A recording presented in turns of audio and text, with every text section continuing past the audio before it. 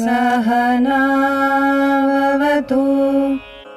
सहनौ भुनक्तु सह वीर्यं करवावहै तेजस्विनावधीतमस्तु मा विद्विषावहै। ॐ शान्ति शान्ति शान्ति।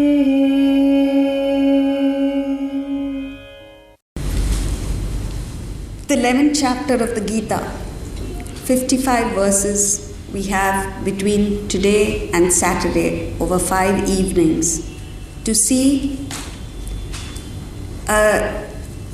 an outstanding, a spectacular vision of the same thing that you see every day. What's the difference? At any period of time, there are wonderfully positive things in the world and there are terribly depressing negative things. Like Charles Dickens says in The Tale of Two Cities, it was the best of times, it was the worst of times.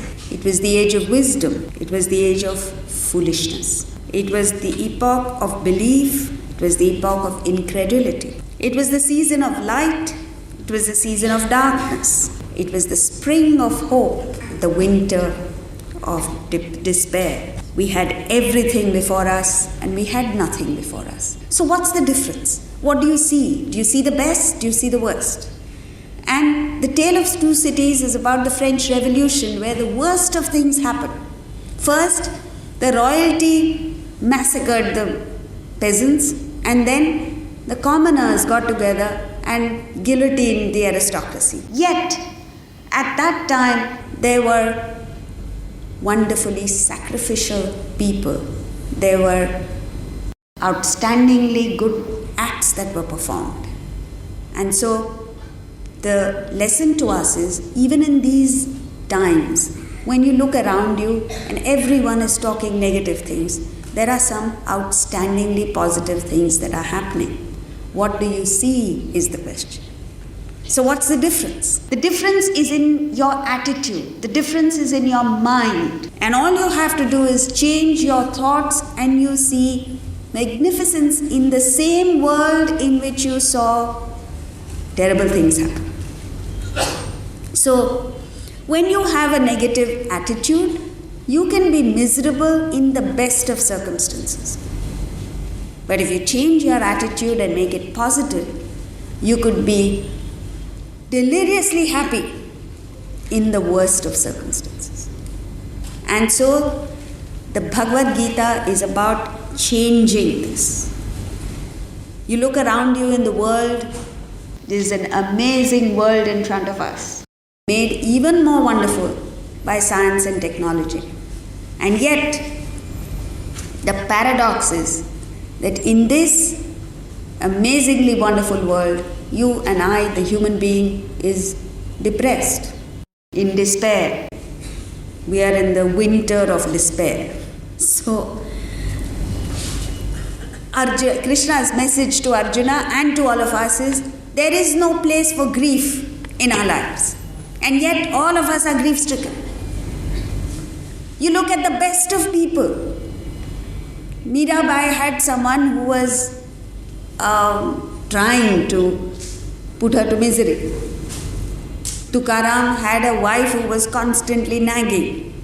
Socrates had a terrible wife. So she used to keep on and on and on nagging him so much that even after getting after him and he didn't respond, apparently one day he threw a pail of dirty water on his head and all he did was tell his students, you see, when it roars, it rains. The other day we were at a conference and during lunchtime, after listening to boring speeches all the time, at lunchtime they wanted to have some fun. So I overheard one guy telling the others, says, You know what the definition of husband is? Do you know who a husband is? How do you know whether a guy is married? So the other fellow says, we don't know. He says, जिसकी हंसी बंद होती है वो husband. And he said it in Gujarati, and that sounded even more funny. Unfortunately, I can't say it. But that's what it is, and they all had a jolly good laugh. So how do you convert the most negative things into a positive thing? You laugh about it. Bhagavad Gita helps to change our vision from the petty to the lofty. All of us are stuck with petty, inconsequential, trivial matters that torment us. All you have to do is rise, lift your vision to something higher, and all this just melts away before you. Problems and trials and tribulations just melt away. It changes your vision from the mundane to the inspired. You know, today we are in the age of plenty. There's plenty of everything. But what there is a terrible shortage of is inspiration. How many of us wake up in the morning inspired that we have one more day to work, to contribute, to make a difference in our lives and hopefully in the lives of someone else? This inspiration is missing. And most importantly, from the worldly to the divine. For which the 11th chapter says, Krishna tells Arjuna, you have physical eyes. When you view the world from the viewpoint of your physical eyes, you see a dark, dreary world. So he says, I will give you Divya Chakshu. I will give you this divine eye with which you will be able to see wonderful things, amazing things, in the same environment, the same situation. And this is the most important thing that we need to take away, that you don't need to change your position in life. You don't need to change your location in life. You only need to change your disposition. Why aren't we changing this disposition? Why are we getting caught? Because the Gita says we are all in moha, delusion. Moha in the absolute sense is bad enough. We are seeing a world where there is only divinity. But you can't understand that because you are in that moha. But the relative moha is even more crippling. What is this relative moha? You see things that others don't see. You know, the truth of the matter is, you don't see what's there. You only see what you want to see. So in other words, what you are seeing is what's in your mind. We are not talking about the absolute, even the relative. You know, the other day, a lady opened her refrigerator and there were about 5 sitapal. That night, the family had 4 and there was only 1 left. The next day, you got to believe this is true. This is what actually happened. The next day, she opened the refrigerator. She actually saw only 1 sitapal. But because in her mind what had got registered was that there were 5, she thought there were 5. And then when guests came, she offered a fruit that was non-existent. It just wasn't there in the refrigerator. That's what happens to us. You see what you want to see. You don't see what is staring you in the eye. This is that relative moha. And what is the cause of all this? The mind. Your own mind is the devil. Over and over again, Krishna is trying to tell Arjuna in the Gita, it is your mind that is the devil. In the 3rd chapter, he uses 4 very powerful words to mean enemy. He says, this is your enemy. But we still don't wake up to it. And again, every moment of our lives, we are nourishing, nurturing, pampering this very enemy of ours, the mind. So what does it do? It projects imaginary problems. 99%, in fact almost 100% of our problems are all imaginary. And then it torments you And in the end, it is the mind that suffers. So, that's why the Upanishads call us suicidal. You're hell-bent on destroying yourself, is what the Upanishad says. You see, the thing is, when you are out of the delusion, like Hamlet sees the ghost, the mother doesn't see it. The mother can't understand how Hamlet can see the ghost.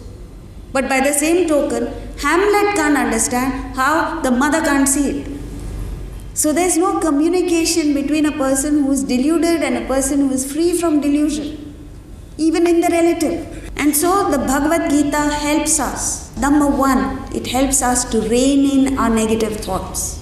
As your intellect gets fortified, as your intellect gets strengthened, you are able to detect the negative thought flow at the very first thought. Arrest it right there and then. Then the rest is easy. But if you allow it to take root and develop into an avalanche of negative thoughts, then you create an imaginary world after that. You believe everyone is against you, you believe everyone's a competitor, you believe everyone's an enemy, when there are no such things. The Gita then helps us to refine the mind. Refine the mind with positive thinking. Refine the mind with a feeling of oneness towards people. In Italy, a few miles from Rome, there was a community of people, peasants, who were suffering because the landlords were taking away all their wealth, and there is a common story. So what they did was, a group of them left Italy and went to America. They landed in New York. This was in the 1800s. And they moved westward to some place in Pennsylvania. It was out in the wilderness. So they named it Roseto, I think. That's the name of the place. It still exists.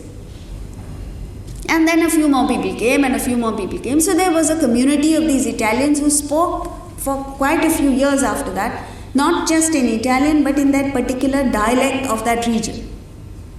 And then suddenly, in the 1950s, I think, there was a doctor who was practicing close to that area.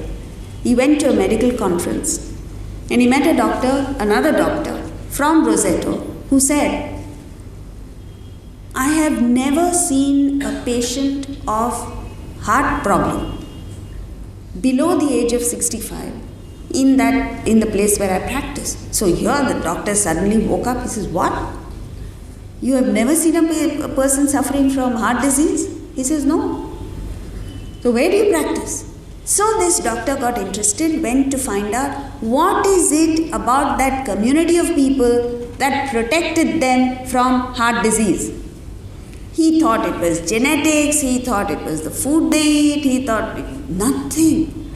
Because their brethren in Italy were suffering like the normal average citizens. The food, they were eating lard, they were eating all the wrong things. Nothing seemed to work out. And then suddenly he realized, because he said it must be something about the place. He went to that place called Roseto. And he suddenly found a magical, mysterious atmosphere there. Because, see, what happened is, this is not what the author has written. When a small group of people emigrates to another country, they have to by force live together in a sense of oneness, togetherness. And that's what was happening there. He says, even up to the 1960s, these people, every home was a 3-generation family. Means grandparents, parents, children. All of them would eat together, have fun. Many of them were fat, obese. Many of them were so-called unhealthy. But no heart attacks, no alcoholism, no drug addiction, nothing. They were a wonderful community of people who cared for each other. They'd stop to talk to each other. They would help each other. The rich among them would never flaunt their wealth. All of them would look after their poor, so there were never people who were very poor, so on and so forth. Now what you need to understand is, this doctor only looked at heart disease. So in other words, what's the message you get? If you want to be free from heart problem, heart attacks and bypass surgery and all the rest of it, what do you need to do? Not go to a cardiac surgeon or a cardiologist. What do you need to do? Change your attitude. Develop a feeling of oneness. Live with your in-laws, in other words. It will protect you from heart attacks. The impact of an attitudinal change on health is what the Americans are looking at now. But what Vedanta speaks of goes way beyond it. On your spiritual health. So when you entertain negative thoughts, you are killing yourself in every which way. You're killing yourself health-wise, you're killing yourself spiritually, which is much worse. So what you need to do is have a daily dose of inspiration. Wake up in the morning and first thing, expose yourself to these wonderfully elevating thoughts. The long and short of it is, if you want to do good to yourself, you have to look beyond the individual, just beyond I, me, myself. All the time we're looking only at ourselves. Harvard Business Review, the magazine of Harvard Business School, had one article about 5 levels of managers, all of whom were successful. So 1, 2, 3, 4 were okay, they just increased. But between level 4 and 5, the CEO went from being good to great, outstanding. And in that transition, they said, what characterized, they looked at 11 companies over a period of 5 years. And they said, what made the CEO, level 5 CEO stand out was the fact that, he said, he looked at the individual, he looked at the organization, he looked beyond himself, he looked at what was good for the company and the community rather than just what was good for himself.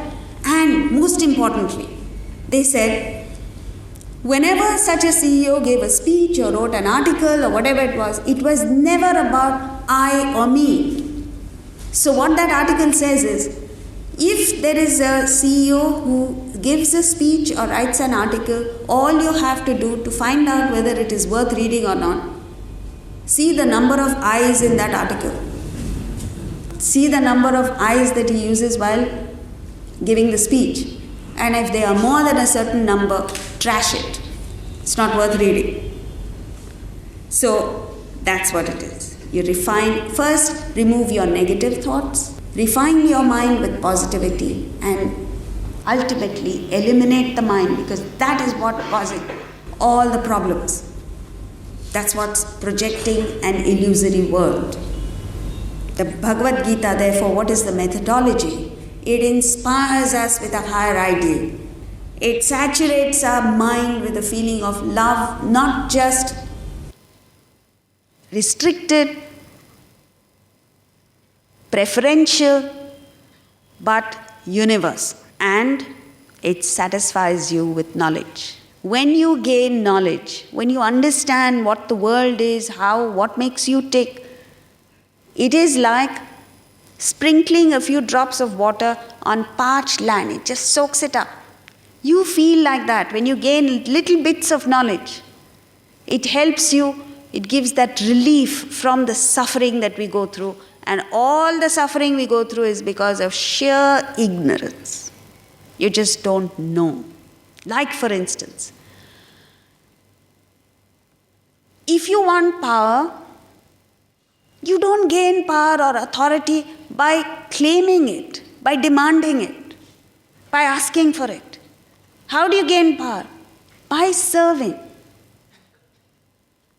You don't get people to love you by demanding it. You don't go around saying, oh, you don't love me, you must love me. You don't appreciate me. That's what's going on nowadays. A wife recently told her husband, you don't appreciate what I do. Hare? So he couldn't understand what she was saying. He said, how do you want me to appreciate you? You should do things from the bottom of your heart, not wanting appreciation. The fundamental thing is, whatever it is that you want, you don't get. for yourself. So you set aside personal considerations and work for the other person. Work for something larger, like elections are coming up soon, right? How does a politician get votes? Not by going and asking, vote for me, vote for me. But between elections, if he genuinely does service and makes life better for his constituency, they will automatically vote for him, whether he asks for it or not. So these are fundamental things. Knowledge you get. Once you gain the knowledge, then your ignorance is taken care of, and when your ignorance is removed, your problems are taken care of. All of us are in the age of knowledge capital. But what kind of knowledge do we gain? We only gain information. Information about things in the world. That information even a computer can get. You don't need that. What you need is basic knowledge of how to live life properly, so that when you live life properly, when you understand how the world functions, you have no problems in life. Vedanta says there are 7 ages, philosophy says there are 7 ages of man. The 7 ages are, number 1, you live life like a couch potato. You